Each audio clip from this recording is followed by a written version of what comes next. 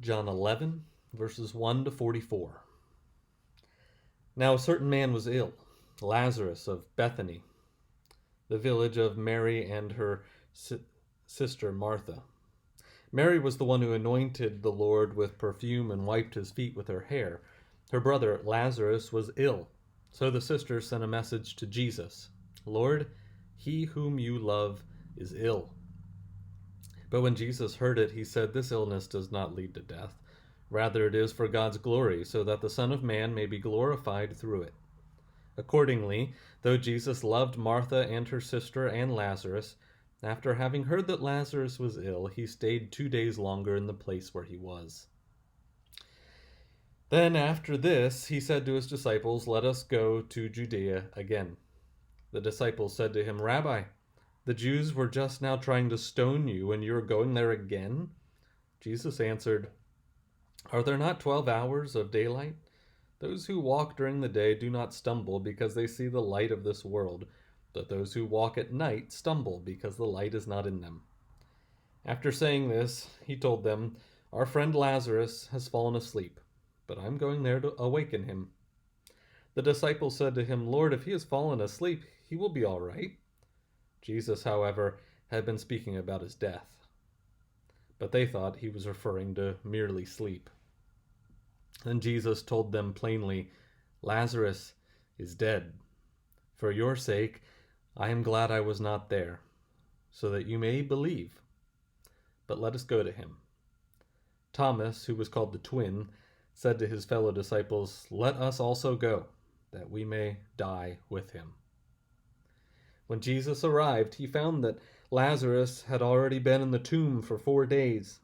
Now Bethany was near Jerusalem, some 2 miles away, and some of the Jews had come to Martha and Mary to console them about their brother. When Martha heard that Jesus was coming, she went and met him, while Mary stayed at home. Martha said to Jesus, Lord, if you had been here, my brother would not have died. But even now, I know that God will give you whatever you ask of him. Jesus said to her, Your brother will rise again. Martha said to him, I know that he will rise again in the resurrection on the last day. Jesus said to her, I am the resurrection and the life. Those who believe in me, even though they die, will live, and everyone who lives and believes in me will never die. Do you believe this? She said to him, Yes, Lord, I believe that you are the Messiah, the Son of God, the one coming into the world. When she had said this, she went back and called her sister Mary and told her privately, The teacher is here and is calling for you. And when she heard it, she got up quickly and went to him. Now Jesus had not yet come to the village, but was still at a place where Martha had met him. The Jews who were with her in the house consoling her saw Mary get up quickly and go out, and they followed her because they thought she was going to the tomb to weep there.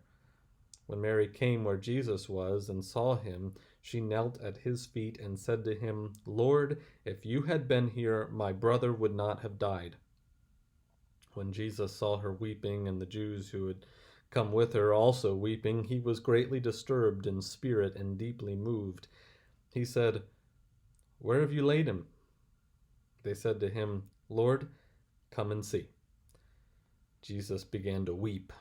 So the Jews said, See how he loved him. But some of them said, Could not he who opened the eyes of the blind man have kept this man from dying? Then Jesus, again greatly disturbed, came to the tomb. It was a cave, and a stone was lying against it. Jesus said, Take the stone away. Martha, the sister of the dead man, said to him, Lord, already there is a stench because he has been dead for 4 days. Jesus said to her, Did I not tell you that if you believed, you would see the glory of God? So they took the stone away. And Jesus looked upward and said, Father, I thank you for having heard me. I knew that you always hear me, but I have said this for the sake of the crowd standing here, so that they may believe that you sent me. Then he said, when he had said this, he cried with a loud voice, Lazarus, Come out." The dead man came out, his hands and feet bound with strips of cloth, and his face wrapped in a cloth.